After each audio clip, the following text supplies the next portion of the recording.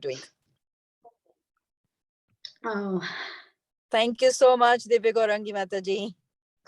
thank you so much, His Grace Mukund Hari Prabhuji, Her Grace Madhu Kumari Mataji. I have no words. I did not know that you know, and I was hoping that no one knows it's my birthday, but I seek your blessings with folded hands, and I really beg for your blessings, Prabhuji, Mataji, and all the devotees, so I can serve in the right mood of servant of the servant. And thank you so much for giving me this opportunity. I'm not qualified at all, but for my purification, it is a wonderful opportunity to glorify Krishna. Thank you, Prabhuji and Mataji. Thank you all. May I request all the devotees who are on the online to please unmute yourselves and please wish Divya Gaurangi Mataji. Haribol. Haribol. Wishing you a very, very happy birthday, Mataji. Wishing you a very happy birthday. Happy birthday. Hare Krishna. Happy birthday, Mataji. Happy birthday. Thank you so much. I'm sure Divya Gaurangi Mataji will feel so blessed that she's getting blessings of so many devotees. So thank you all very much. Thank you, Divya Gaurangi Mataji. Sorry to interrupt you. No, thank you so much, Mataji, Prabhuji, everyone for your blessings. Thank you, Prabhuji. I'm very fortunate. Just one second. I'm going to take one more, half a more minute, because we can't have a birthday celebration without a song. So here goes. That's right. Yes, Prabhuji, you're right. To you. Hare Krishna to you. Hare Krishna, Hare Krishna, Hare Krishna to you. May you never take birth again. May you never take birth again. May you never take birth again in this material world. Hari Hari Bol. Hari Hari Bol. Hari Bol. Happy birthday. Happy birthday. Thank you so much. Hare Krishna. Thank you, Prabhuji, Mataji, everyone. So, thank you once again, dear devotees. I beg for your blessings so I can serve nicely in the right mood. So, we are discussing Bhagavad Gita chapter today, chapter 6, Dhyan Yoga. And we will start with reciting the Mangala Chalan prayers. And if you can all please join with me. Om Agnanatimirandhasya Gnananjana Shalakaya Chakshurun Militam Yena Tasmai Shri Guruve Namaha Shri Chaitanya Manobishtam Sthapitam Yena Bhutale Swayam Rupa Gadamayam Dadati Swapadantikam Vandeham Shri Guru Shri Yuta Padakamalam Shri Gurun Vaishnavansha Shri Rupam Sagrajatam Sahagana Raghunathanvitam Tam Sajivam Sadvaitam Savadutam Parijana Sahitam Krishna Chaitanya Devam Shri Radha Krishna Padan Sahagana Lalita Vishnu Vishakhanvitam Sham Hey Krishna Karuna Sindho Deenabandho Jagatpate Gopesha Gopika Kanta Radha Kanta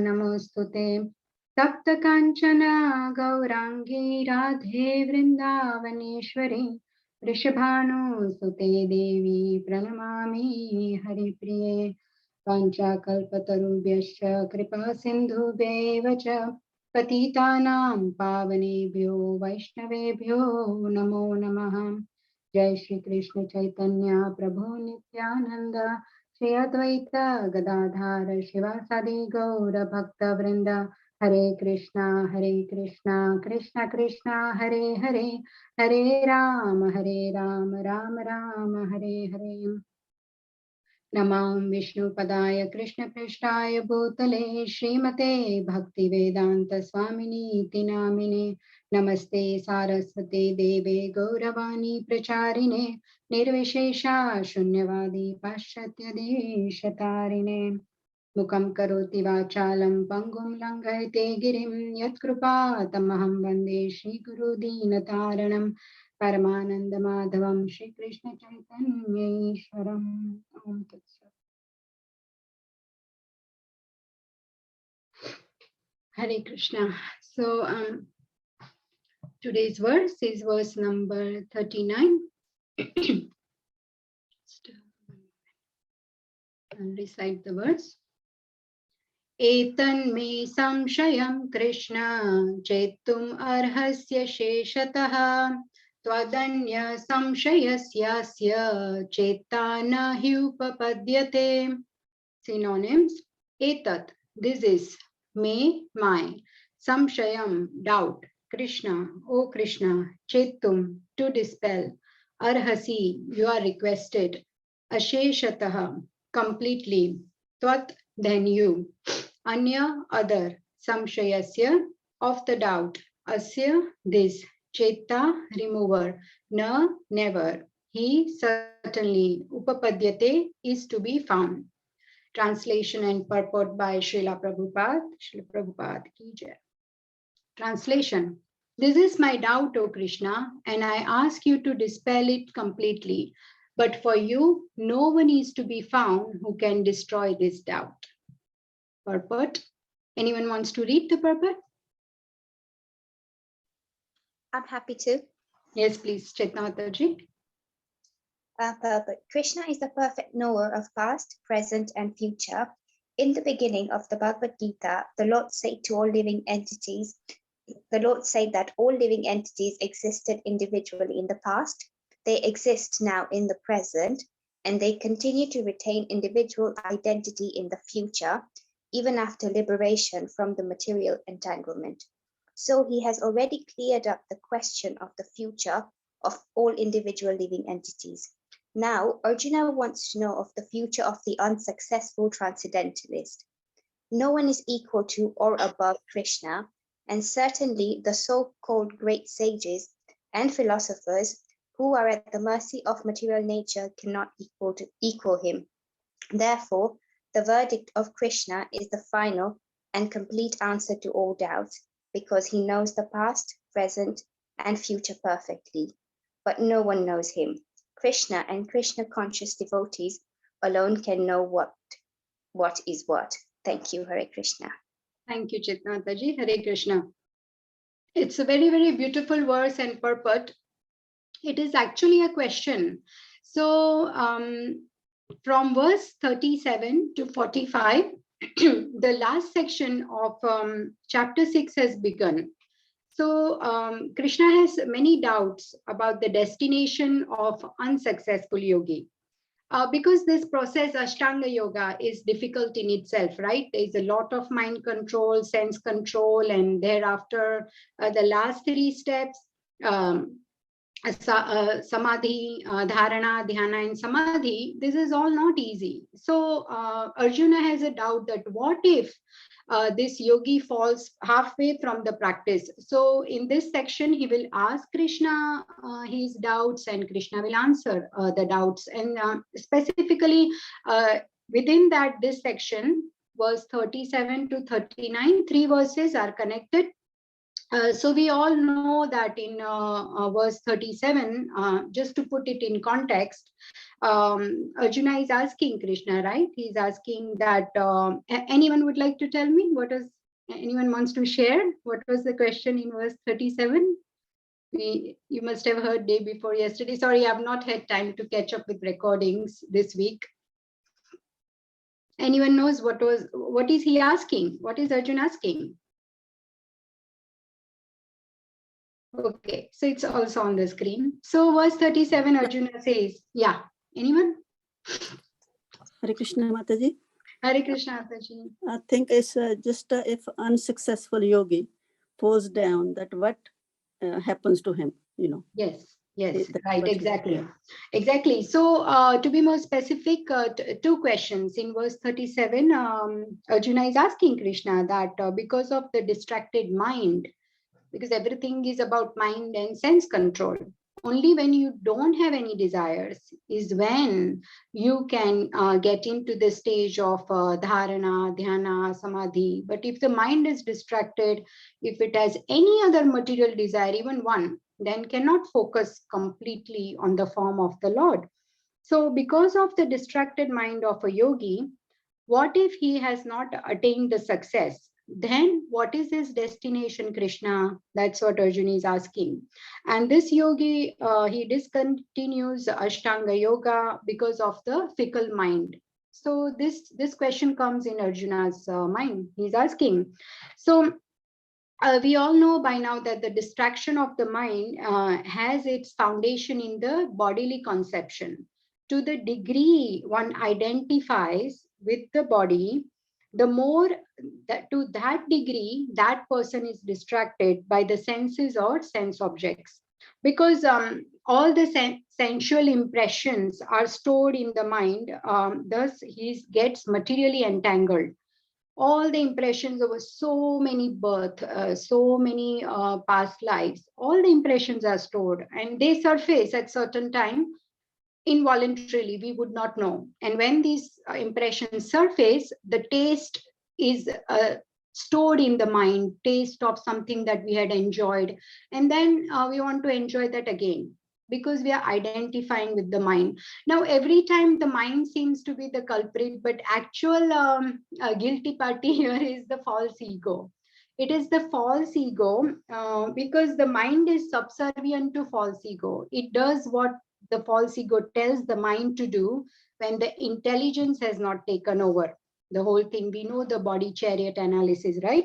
So we have to do justice to the role we are playing. Like, for example, we all have roles to play and we have our certain designations, certain things that we have to do in our life, whatever role we are put in. But because these designations are temporary, we should not identify with it so much. Remember the two things, the Swadharma and Sanatan Dharma. So we need to balance the both. And the Sanatan Dharma is to know Krishna, our relationship with Krishna, right? So all these thinking, feeling, and willing, these three activities are done by the mind, and it gets directed to that identity due to the distraction of the false ego. And in verse 38, Arjuna is asking that such unsuccessful yogi, will he fall away from spiritual and material success? These two questions. So spiritual success is what? Spiritual success is to attain the supreme eternal realm, going back to Godhead. And the material success is the sense enjoyment, wanting to enjoy more and more. When the senses come in contact with the sense objects, one wants to enjoy or go to higher planets where there is more opulence and more higher degree of enjoyment. So that is material success. So yogi might be aspiring for either. It could be he's after the siddhis, material success, or he wants to go back to Godhead, spiritual. So what happens to this yogi who has fallen down? And now in this verse, Krishna will explain that, well, he still, Krishna, we will go with the verse. But before that, there are three paths of self-realization. There is Gnana Yoga, Ashtanga Yoga, and Bhakti Yoga. So anyone would like to say Gnana Yoga is connecting with Krishna with what? You've been hearing, right? What is the English of Gnana? How do we connect with Krishna? Through our knowledge. Knowledge. Yes, Venkat Prabhuji, knowledge. And maybe you want to finish the two more. Ashtanga Yoga, what do we do in Ashtanga Yoga? I think we have the 8 process of yama, niyama, Yes, asana, yes. like that, Yeah. Mother. I don't remember all 8 of Very them. good. Yeah, by the path of eightfold mystic process, one tries to connect with Krishna. That is Ashtanga Yoga. And the last and the best yoga, Prabhuji, you would like to explain Bhakti Yoga, how we are connected? But doing the devotion to please Krishna. Yes, Then through please love. devotion. Yeah, Lord, yeah. love for the Lord and devotional service. Very nice, Prabhuji. And each Thank you, Mother. process, yeah, and in each process, one has to realize the constitutional position of the living entity. And this process is, there are 3 steps. First is Sambandha, Abhideya, and Prayojana. And if someone wants to also elaborate this, that's fine. What is Sambandha? the word itself says, right? Sambandha is relationship with whom? Krishna. Yes, very good, Mataji. Thank you. So Sambandha is to realize our relationship with Krishna. Abhideya is the process, the activities we do to connect with this lost link. Remember, the link is kind of lost. That's why we are in the material world. So we are trying to reconnect with Krishna and get back into that link. That process or activities we do is Abhideya. And then what is the fruit? If we do these things, two things, then the prayojana, what happens? The goal, what do we attain? We attain the high. Yeah. Yes, Mataji. Yeah, we please Krishna and go to Golaka. Yes, very good. When we please Krishna, we attain the love of God and we go back to God. Very nice. So this is just kind of a brief summary to just a bit of we are just going back a bit so we understand what is this, what is the context. So here the verse is Etan me samshayam Krishna, samshayam, doubt. So what is Arjuna saying? Krishna, I have a doubt. I have a samshaya. Chetum arhasya seshataha. Please dispel this doubt, confusion, bewilderment. And twadanya samshayasyasya cheta na hyupa padyate means I don't see anyone who has the capacity to remove my doubt, to dispel my doubt. It is only you, Krishna, who can remove my doubt. So this is what he is saying. And then this is a wonderful purport of Srila Prabhupada. There are so many things here. If we read between the lines, that how the characteristics of Krishna, his qualities are mentioned here by Srila Prabhupada so beautifully, that there is actually nobody who can dispel our doubt, but only Krishna. Or we have to go to a guru. We have, right, also seen in the previous verses that Arjuna is very fortunate in the battlefield. He has got Krishna in front of him. So he's asking.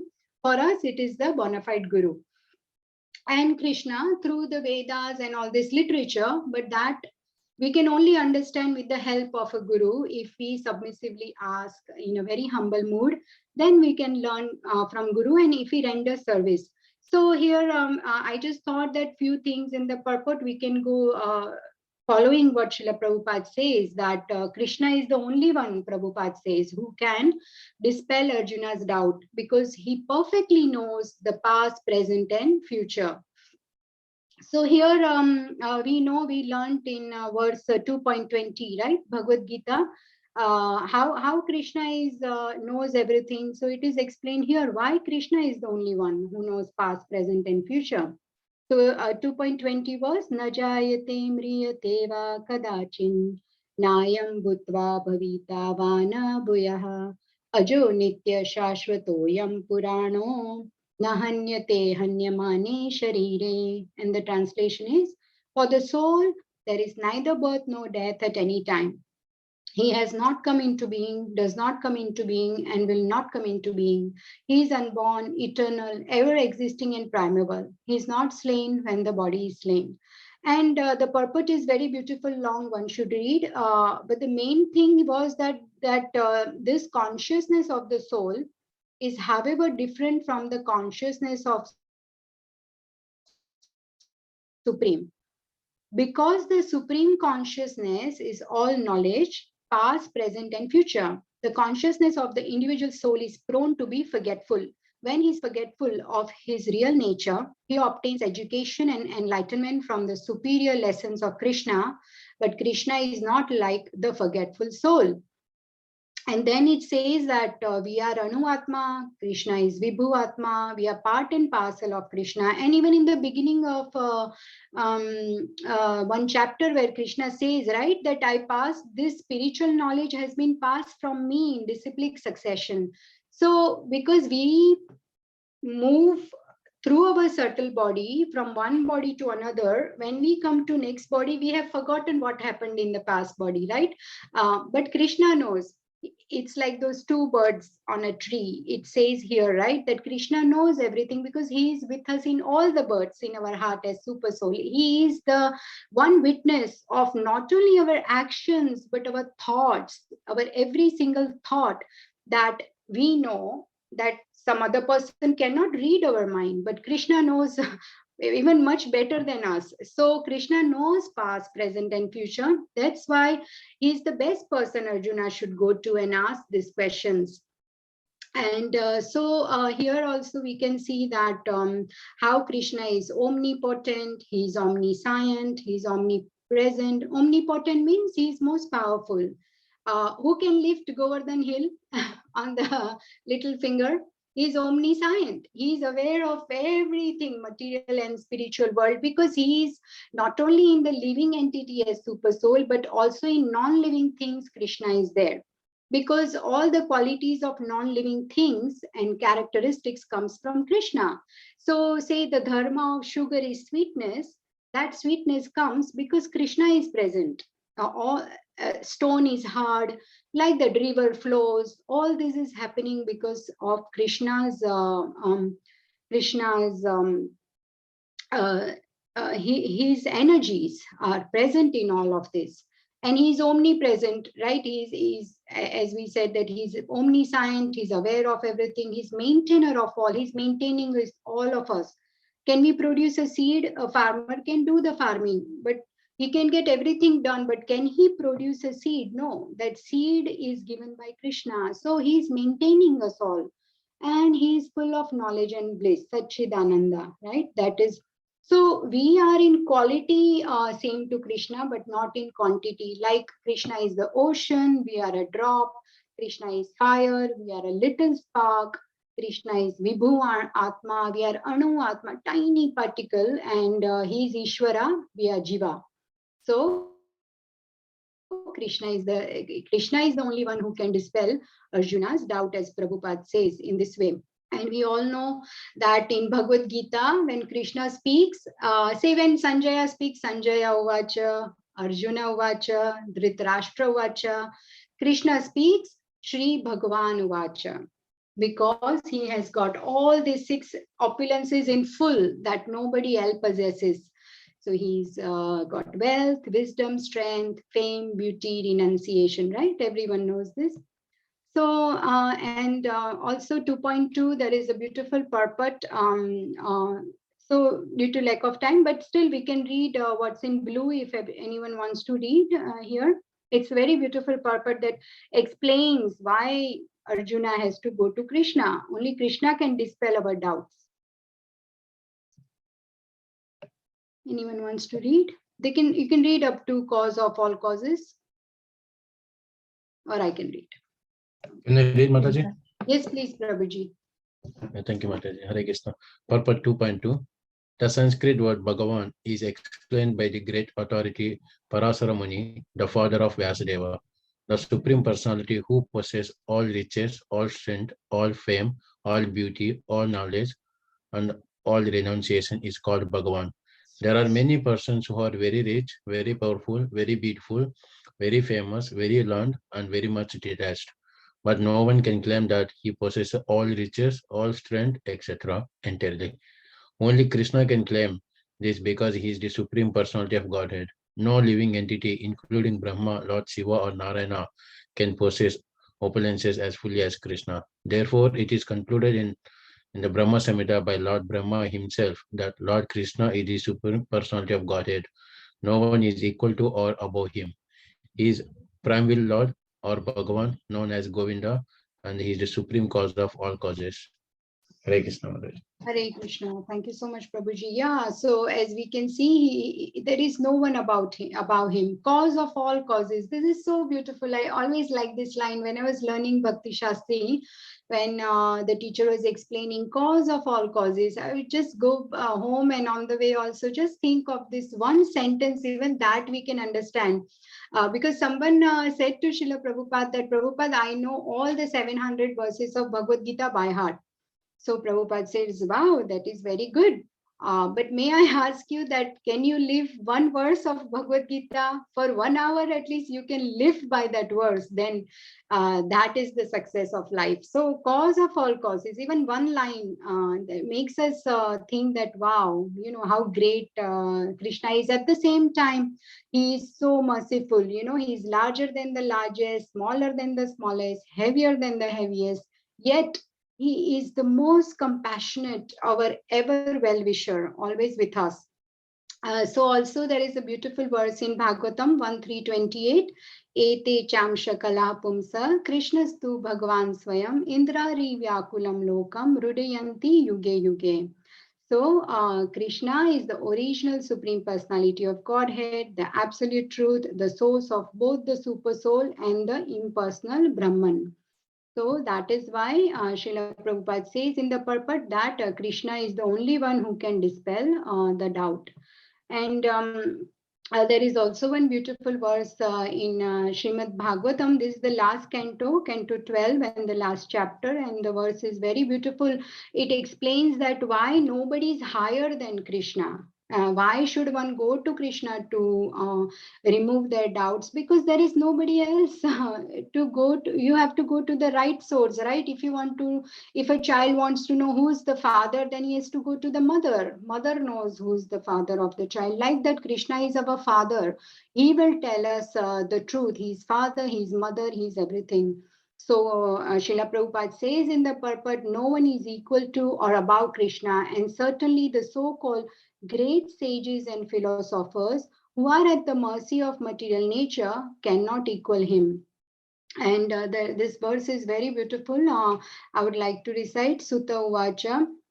Yam Brahma Varunendra Rudra Marutah Stuvanti Divyaistavai Vedai Sangha Pada Kramopanishadair Gayanti Yam Samagaha Dhyanavasthita Tadgatena Manasa Pashyanti Yam Yogino Yasyantam na viduh sura suragana devaya tasmai namaha. So the translation is Sutta Goswami recites this verse, and he says it is his prayer that unto that personality whom Brahma, Varuna, Indra, Rudra, all the Maruts praise by chanting transcendental hymns and reciting the Vedas with all their corollaries. See, we can see in this big picture that by this ocean, Lord Vishnu is seated here on Ananta Shesha, and all the demigods have assembled there in a very prayerful mood, and they are all reciting Padakramas, Upanishads, and to this Lord whom the chanters of the Samved always sing, whom the perfected yogis, who do the yogis meditate on in their minds, the topmost yogis, they have fixed themselves in trance and absorbing themselves within him, and whose limit can never be found by any demigod or demon. Unto that Supreme Personality of Godhead, I offer my humble obeisances. So this is Bhagavan. This is Bhagavan. Krishna is the origin, and from him, even all the other expansions come. We know Balaram, and then Chaturvyuhas, and then Mahavishnu, and Garbhodakshay Vishnu, the Paramatma Sirodakshay Vishnu within our heart. So Krishna is the fountainhead. And then another thing that Srila Prabhupada mentions in the purport is that Krishna is the only one to whom we should go to. All the answers are with Krishna. Why? Because Krishna is the only one who has the cognizance. He is aware of us, of our problem. Krishna is the only one who has the capacity, second thing, to solve our problems. And the third thing, he has the compassion to do the same, because all these three things are required, right? Say this Gajendra story, everybody knows, right? As we can see in the picture, there is a crocodile underneath, which we can't see, that has caught the leg of this elephant Gajendra. And just briefly, as everyone knows, that Gajendra, who was he in his previous birth? He was King Indradumna. Yes, Rupa Mataji. You want to explain? I don't know the story, Mataji. Fine. Okay, no problem. So thank you so much. Yes, King Indradumna. So he is in his previous life a very big devotee of Vishnu, King Indradumna, and all the Raja Rishis, what they do is that they do their nicely. They follow. They do their duties of king, but when the time comes, they retire. That is why they are called Raja Rishi. They go to the forest and then they meditate on Lord to go back to Godhead. They are completely become renunciants. So he goes retires, and on the Malayachala hills, there is a nice cottage ashram, and he is meditating in silence on Lord Vishnu. But one day Agastya Rishi with his disciples comes to this ashram of the king. And because the king was meditating on the Lord, he did not receive this great sage or disciples properly. And so the sage got very angry and he cursed this king that you will become a dull elephant in the next life. And that's what happened. And then the crocodile who has caught this elephant's leg, and there is this fight going on in the water. This crocodile in the previous birth was a big Gandharva king called Huhu. So this Huhu, he was enjoying in the waters with women, and at the same time there is a rishi called Devala Rishi. He was taking bath. So what happened is that this Huhu, he is pulls the leg of the Rishi in the water, and so he gets very angry because this kind of thing is not right. This action, he gets very angry and he curses Huhu that you will fall down and you will become a crocodile because of his action. What he did, he insulted such a big sage. So then he really begs forgiveness, Huhu, and asks for. He says, "Please pardon me." So then, out of compassion, this Devala Rishi says, okay, what will happen is that you will be delivered during the Gajendra pastime, you will get delivered. So what happens is afterwards, this entire pastime, Gajendra gets the mercy of the Lord and he gets Sarupya Mukti, he goes to Vaikuntha, becomes associate of the Lord. And Crocodile King Huhu, he gets also the destination of a Gandharva again. So that's what happens. But what I'm trying to say here is that Gajendra forgot in the next life. He forgot whatever devotional service he had done in the past life. He can't have the complete cognizance, but with the mercy of the Lord, he remembered the prayers that he was chanting as Indradyumna. And see, this is why reciting verses and saying prayers are very important, because you never know time of death. If you remember a verse or two, you can go back to Godhead like Gajendra. So he remembered the prayer that he had learnt in the previous life, and he recites this prayer. He does not know who he is reciting this words to, but he's just reciting that whoever is this words to, please come and help me. And he gets the mercy of the Lord. Lord Vishnu gets on the back of Garuda and comes to help Gajendra. So there is a very beautiful verse, 8:3:17. Madruk prapanna pashupash vimokshanaaya muktaya bhuri karunaya namolayaya swamshena sarvatanu brunmanasi prathita pratyak drushe bhagavate bruhate namaste. And the translation is, since an animal such as me has surrendered unto you, who are supremely liberated, certainly you will release me from this dangerous position. Indeed, being extremely merciful, you incessantly try to deliver me. By your partial feature as Paramatma, you are situated in the hearts of all embodied beings. You are celebrated as direct transcendental knowledge, and you are unlimited. I offer my respectful obeisances unto you, the Supreme Personality of Godhead. So Krishna is unlimited. As Prabhupada says, he knows past, present, future. He is unlimited, and he's cause of causes. He is the only one who can remove Arjuna's doubt. So there are three things here: the cognizance, I said, the capacity, and the compassion. Lord has all three. Now, the demigods were watching when Gajendra and Crocodile were having this tassel fight that went on for 1,000 years. So the demigods were aware. They had the cognizance. They were aware what is happening because they could see from the sky. Because it's such a great fight going on. So they all gathered together and watched from the skies that this is going on. So they were aware. They had the capacity. So cognizance was there, capacity was there to rescue, definitely, but the compassion was missing. there was no compassion, because at the end of the day, they are also in the material world, right? So they did not have compassion like the Lord. So they did not rescue Gajendra. Now, secondly, Gajendra's relatives were all on the shore watching from the bank of this beautiful river. But they could not obviously go and rescue him, because Gajendra is the most powerful amongst all of them. So, Gajendra and elephants are land animal, and crocodile is a water body. So he is more powerful in his arena, in his. So all the elephants had the compassion, they had the cognizance what is happening, but they did not have the capacity. So what I'm trying to say is the Lord is the only one, God, who has cognizance, capacity, and compassion. That's why he comes to rescue Gajendra. And that is why we have to pray to the Lord. Prayers are so important. And thus, one who has all three, that is the Lord, and he can rescue everyone. So, okay, seeing the time, the last thing was Krishna and Krishna conscious devotees alone can know what is what. So this is the last thing in the purport. And I was just thinking, wow, this is so beautiful again, that only the devotee can know what is what. Why? Because see, we just discussed in the beginning, there is Gnana, Ashtanga, and Bhakti. And Bhakti Yoga is the highest. Why? Because it connects us with the Lord with love through devotional service.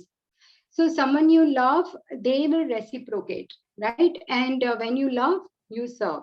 When you serve, you love. Even if we put it in our other connections in the family, we serve someone because we love them. We put our time, energy, all the resources we have. Why? Because we love them. We serve.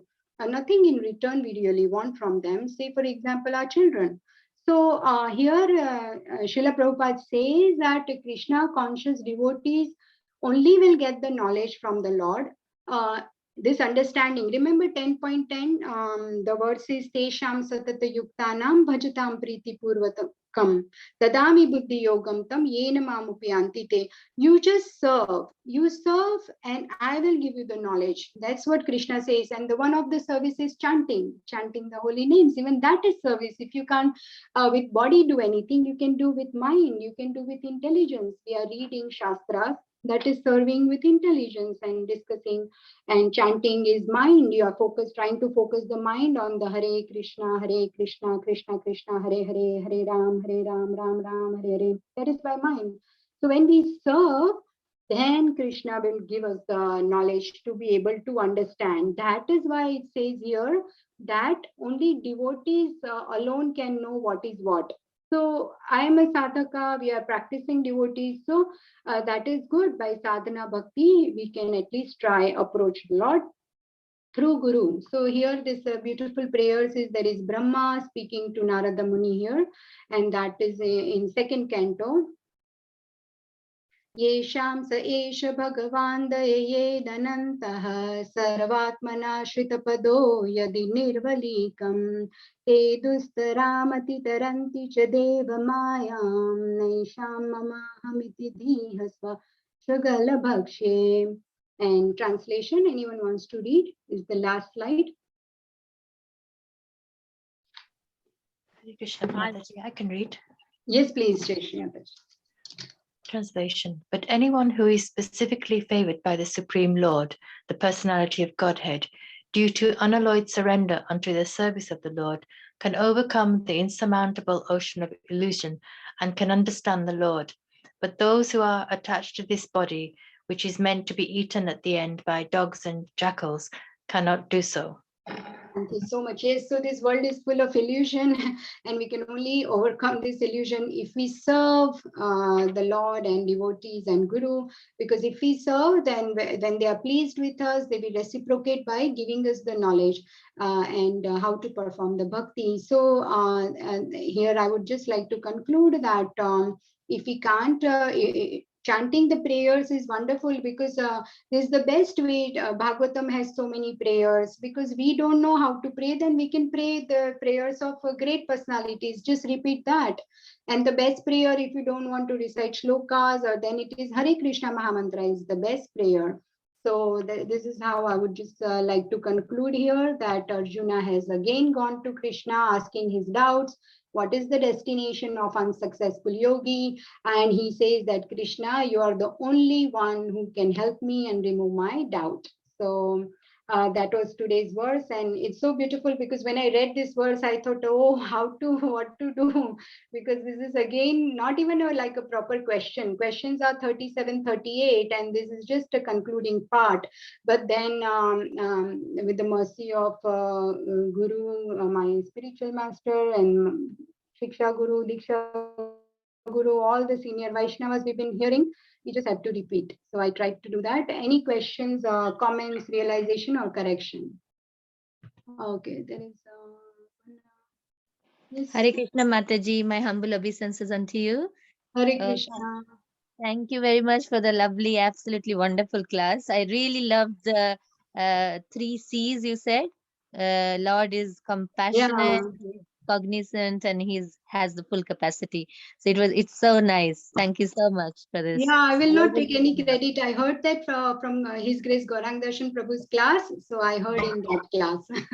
Yeah, they are very nice, Mataji. Chaitanya Charan Das Prabhu, then Gauranga Yes. Darshan Das Prabhu. They are Yes, so good, and they always, they come up with Sutapa Prabhu. They always come up with acronyms so that we can remember. Yes, And absolutely. all the 3 C's or 3 S or something like that will stuck. It's so nice. It's so brilliant how they teach us that we can remember. Absolutely, and I always struggle with my memory, so I have to really put my Same. mind to it. Yeah, thank you so much. So Thank Vrindan you so much. Vrindan Chandra Prabhuji, you are here. You have raised your hand. Hare Krishna, Divya Gaurangi Mataji. I wanted to come on earlier, but we had a Sankirtan meeting, European Sankirtan meeting, so I couldn't come on. But I wanted to wish you a happy birthday and thank you for all the wonderful service you are doing and have done to spread the teachings of Srila Prabhupada and connect everyone to Krishna consciousness and all the honesty of service.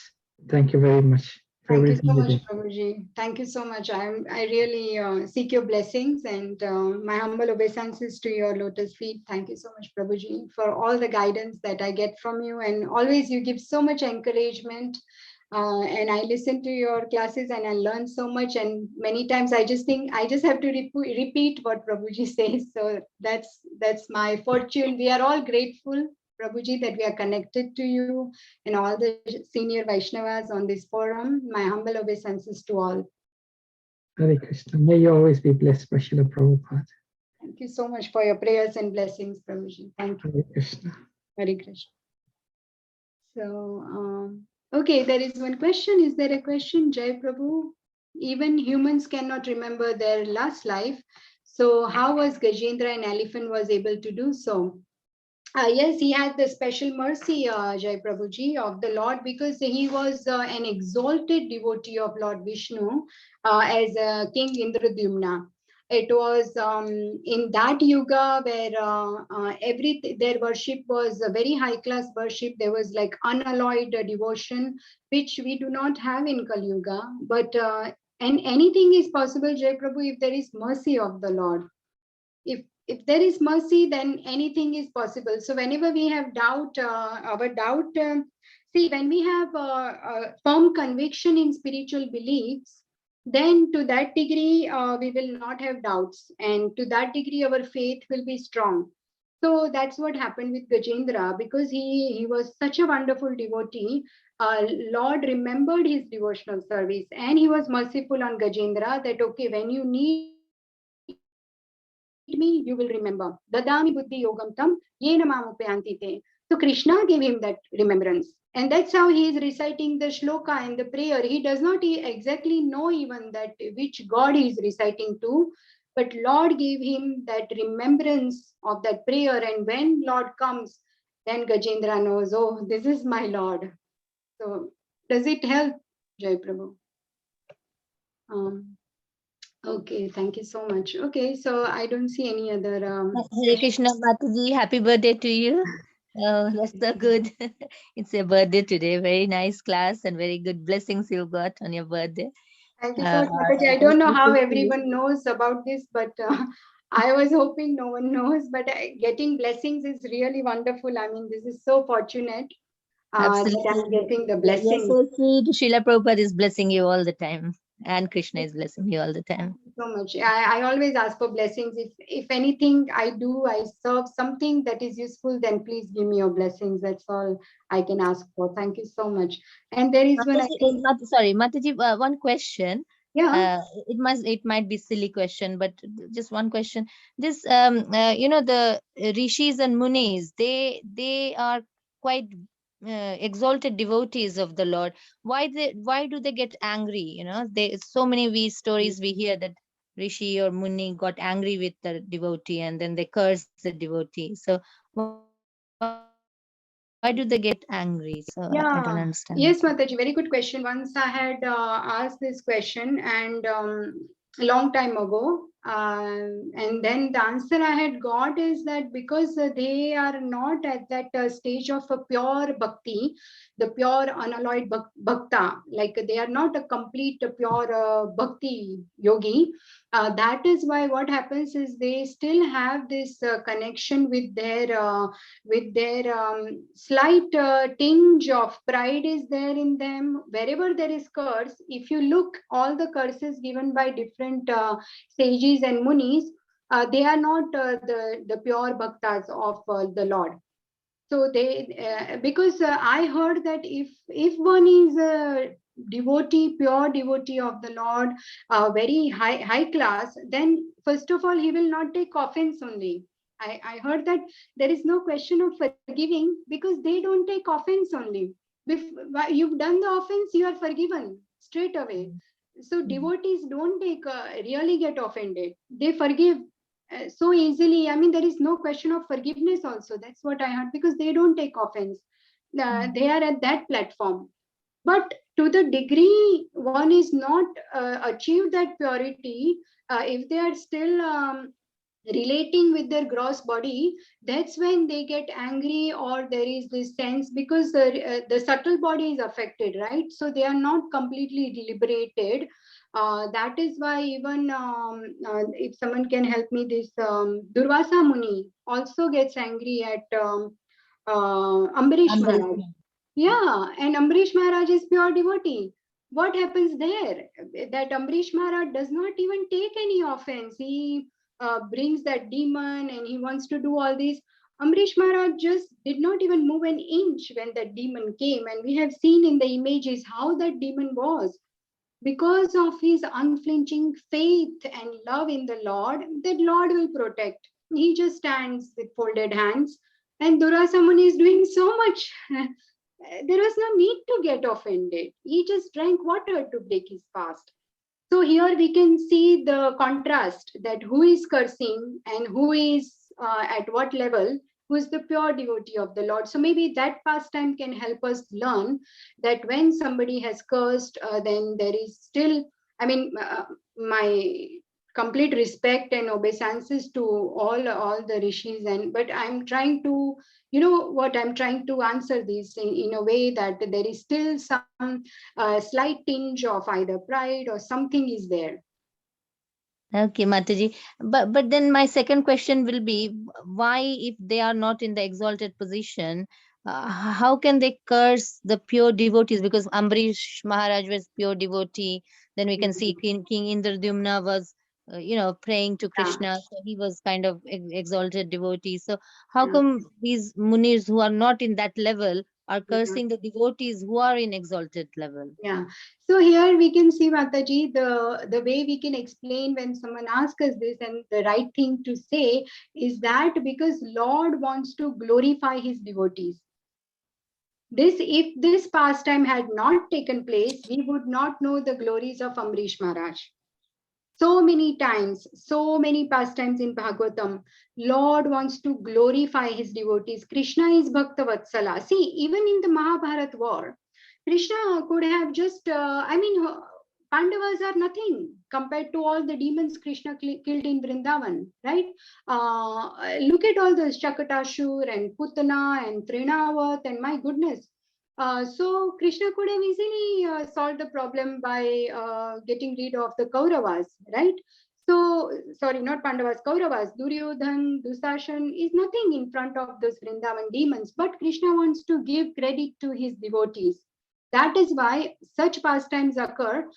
They don't have the capacity to curse them. And that is why nothing happens to the pure devotee either. Amrish Maharaj, nothing happened. Sudarshan Chakra protected. So by this way, our faith will increase in the Lord. So this is a Leela of the Lord. So if such pastimes don't occur, then we will not. We read Bhagavatam, then we learn.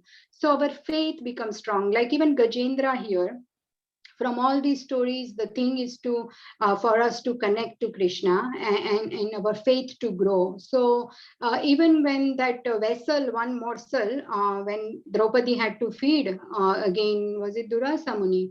So with Lord, yeah, thank you. So with Lord's mercy, again, they all got satisfied because Krishna ate. So unless these pastimes happen, we won't learn. That's why he's giving all this capacity to them to curse. Oh, lovely. Thank you so much. That's what I heard. This is also because I've heard from somewhere. Oh, so lovely. if I didn't know, I would have said, I don't know that. That really makes sense, Mataji. That really makes sense. Then if Gajendra was not cursed, then the story wouldn't be there and we wouldn't learn, isn't it? Yeah, and then we won't know why we should recite the shlokas or prayers, because you never know. Krishna is merciful, will remember the shloka at the time of death and will go back. It's possible with his mercy. So, absolutely. Thank you so much, Mataji. Hare Krishna. Thank you. And there is just last thing, one realization from Surya Prabhu. Amrendra Prabhuji has a nice short video on how the Supreme Lord Venkateshwara is worshipped. Yes, Prabhuji, I have seen that video. It's amazing. Yes, thank you so much. Okay, so we'll conclude here with Vaishnava pranams. Vanchakalpatarubhyascha Kripa Sindhu Bevacha Patitanam Pavebhyo Vaishnavebhyo Namo Namaha. Srila Prabhupada ki jai. Thank you very much, Krishna. Mataji. Thank you, Mataji. Hare Krishna. Hare Krishna. Hare Krishna. Hare Krishna. Hare Krishna. Hare Krishna. Happy birthday.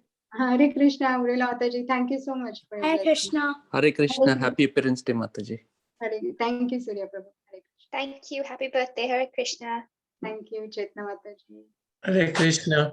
Hare Krishna, Divya Gaurangi. Thank you, Vilas Mataji. Thank you so much, Vishalini Mataji. Prabhu.